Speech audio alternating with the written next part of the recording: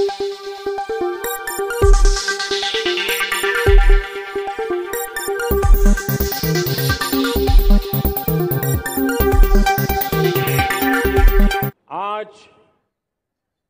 आजादी का पर्व मना रहे हैं।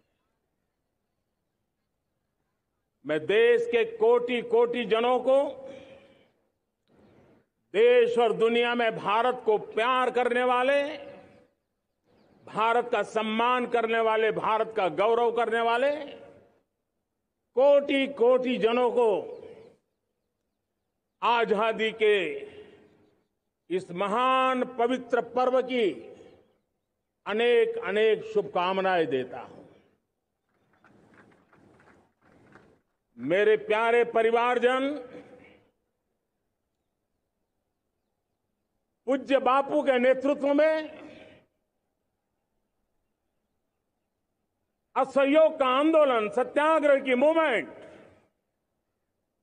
और भगत सिंह, सुखदेव, राजगुरु जैसे अनगिनत वीरों का बलिदान, उस पीढ़ी में शायद ही कोई व्यक्ति होगा जिसने देश की आजादी में अपना योगदान न दिया हो।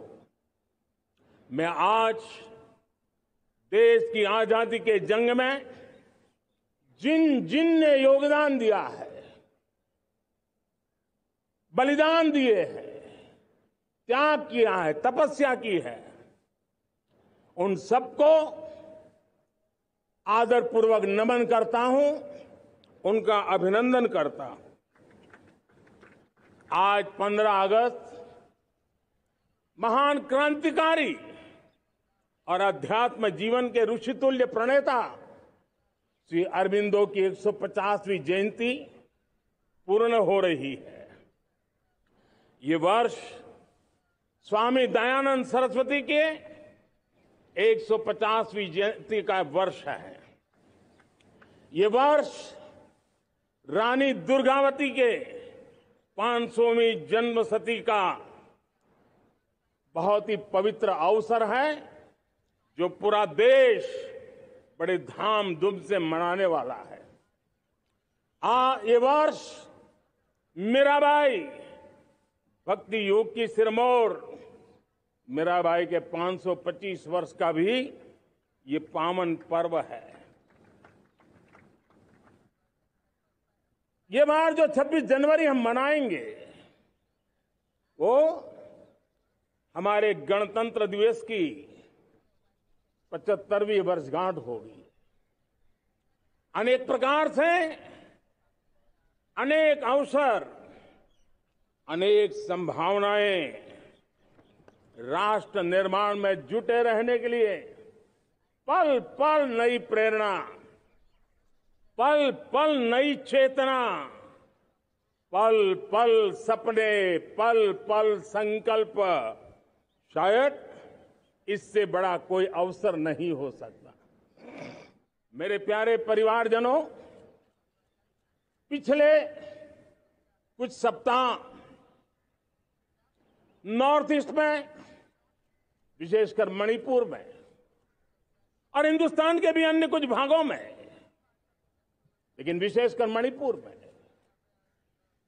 जो हिंसा का दौर चला, कई लोगों को अपना जीवन खोना पड़ा, मां बेटियों के सम्मान के साथ खिलवाड़ हुआ।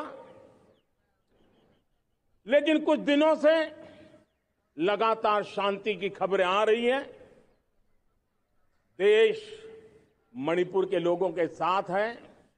देश मणिपुर के लोगों को पिछले कुछ दिनों से जो शांति बनाए रखी है, उस शांति के पर्व को आगे बढ़ाएं और शांति से ही समाधान का रास्ता निकलेगा। और राज्य और केंद्र सरकार मिलकर के उन समस्याओं के समाधान के लिए भरपूर प्रयास कर रही है, करती रहेगी। मैं देख रहा हूं, फिर एक बार देश के सामने एक मौका आया है।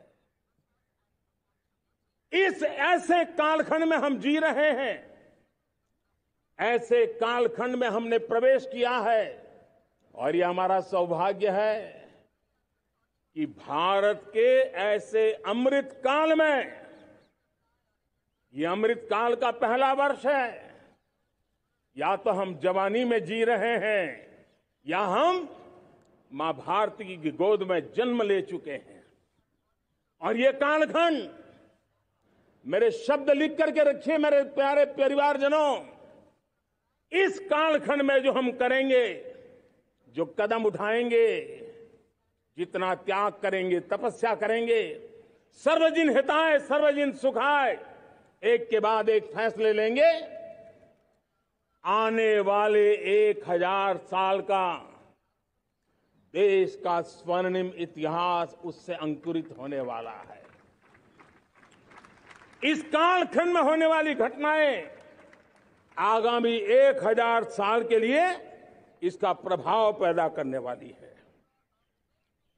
गुलामी की मानसिकता से बाहर निकला हुआ देश पंच प्राण को समर्पित होकर के एक नए आत्मविश्वास के साथ आज आगे बढ़ रहा है। नए संकल्पों को सिद्ध करने के लिए वो जी जान से जुड़ रहा है। मेरी भारत माता, जो कभी ऊर्जा का सामर्थ्य था लेकिन राख के ढेर में दबी पड़ी थी, वो भारत मां 140 करोड़ देशवासियों के पुरुषार्थ है, उनकी चेतना से, उनकी ऊर्जा से फिर एक बार जागृत हो चुकी है। मां भारती जागृत हो चुकी है। और मैं साफ देख रहा हूं दोस्तों, यही कालखंड है, पिछले 9-10 साल हमने अनुभव किया है। विश्व भर में भारत की चेतना के प्रति, भारत के सामर्थ्य प्रति एक नया आकर्षण, नया विश्वास, नई आशा पैदा हुई है।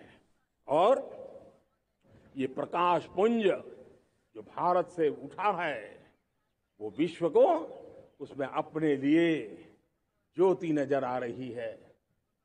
विश्व को एक नया विश्वास पैदा हो रहा है। हमारा सौभाग्य है, कुछ ऐसी चीजें हमारे पास हैं जो हमारे पूर्वजों ने हमें विरासत में दी है और वर्तमान कालखंड ने गढ़ी है। आज हमारे पास डेमोग्राफी है, आज हमारे पास डेमोक्रेसी है, आज हमारे पास डायवर्सिटी है। डेमोग्राफी, डेमोक्रेसी और डायवर्सिटी की ये त्रिवेणी भारत के हर सपने को साकार करने का सामर्थ्य रखती है। आज पूरे विश्व में वहां देशों की उम्र ढल रही है, ढलाव पर है, तब भारत यौवन की तरफ ऊर्जावान होकर के बढ़ रहा है। कितने बड़े गौरव का कालखंड है कि आज 30 साल की कम आयु की जनसंख्या दुनिया में सर्वाधिक कहीं है तो ये मेरे भारत मां की गोद में है, ये मेरे देश में है। और 30 साल से कम उम्र की नौजवान हो मेरे देश के पास हो, कोटि कोटि भुजाएं हो, कोटि कोटि मस्तिष्क हो, कोटि कोटि सपने, कोटि कोटि संकल्प हो, तो भाइयों बहनों, मेरे प्रिय परिवारजनों, हम इच्छित परिणाम प्राप्त करके रह सकते हैं। मेरे प्यारे परिवारजनों, देश का भाग्य ऐसी घटनाएं बदल देती है। यह सामर्थ्य देश के भाग्य को बदल देता है। भारत 1000 साल की गुलामी और आने वाले 1000 साल के भव्य भारत के बीच में पड़ाव पर हम खड़े हैं, एक ऐसी संधि पर खड़े हैं। और इसलिए अब हमें न रुकना है, न दुविधा में जीना है। मेरे प्यारे प्रिय परिवारजनों,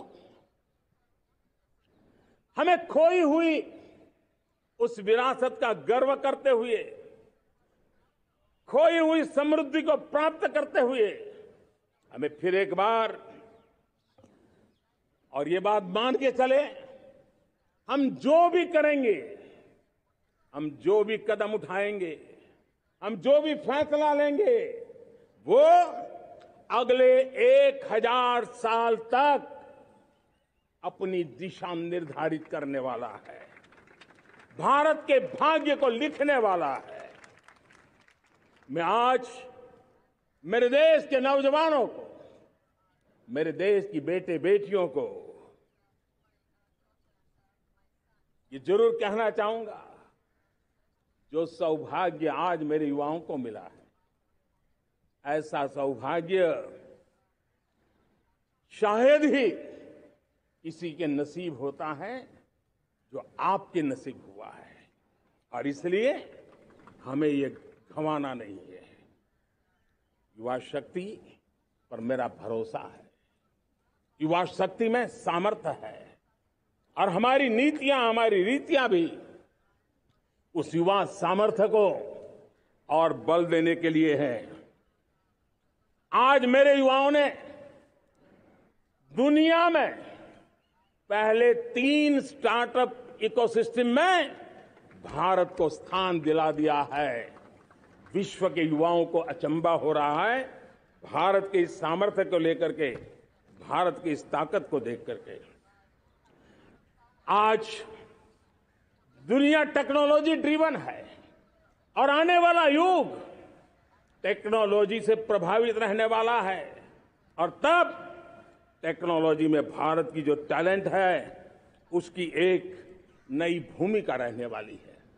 साथियों, मैं पिछले दिनों G20 समिट में बाली गया था, और बाली में दुनिया के समृद्ध देश, दुनिया के विकसित देश भी, उनके मुखिया मुझे भारत की डिजिटल इंडिया की सफलता के लिए बारीकियों से जानने के लिए इच्छुक थे। हर कोई इसका सवाल पूछता था, और जब मैं उनको कहता था कि भारत ने जो कमाल किया है ना, वो दिल्ली, मुंबई, चेन्नई तक सीमित नहीं है। भारत ने जो कमाल कर रहा है, मेरे टियर 2, टियर 3 सिटी के युवा भी आज मेरे देश का भाग्य गढ़ रहे हैं, छोटे छोटे स्थान के मेरे नौजवान। और मैं आज बड़े विश्वास से कहता हूं, देश का ये जो सामर्थ्य नया नजर आ रहा है, और इसलिए मैं कहता हूं, हमारे छोटे शहर आकार और आबादी में छोटे हो सकते हैं। ये हमारे छोटे छोटे शहर, हमारे कस्बे आकार और आबादी में छोटे हो सकते हैं, लेकिन आशा और आकांक्षा, प्रयास और प्रभाव वो किसी से कम नहीं है। वो सामर्थ्य उनके अंदर है। नए ऐप्स, नए सॉल्यूशन, टेक्नोलॉजी डिवाइस। अब खेलों की दुनिया देखिए, कौन बच्चे हैं? झुग्गी झोंपड़ी से निकले हुए बच्चे आज खेलों की दुनिया में पराक्रम दिखा रहे हैं। छोटे छोटे गांव के, छोटे छोटे कस्बे के नौजवान, हमारी बेटे बेटियां आज कमाल दिखा रही हैं।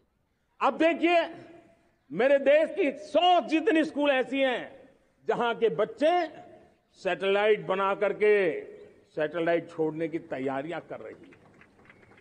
आज हजारों टिंकरिंग लैब नए वैज्ञानिकों का गर्भाधान कर रही है। आज हजारों टिंकरिंग लैब लाखों बच्चों को साइंस और टेक्नोलॉजी की राह पर आगे बढ़ने के लिए प्रेरणा दे रही है। मैं मेरे देश के नौजवानों को कहना चाहता हूं, अवसरों की कमी नहीं है।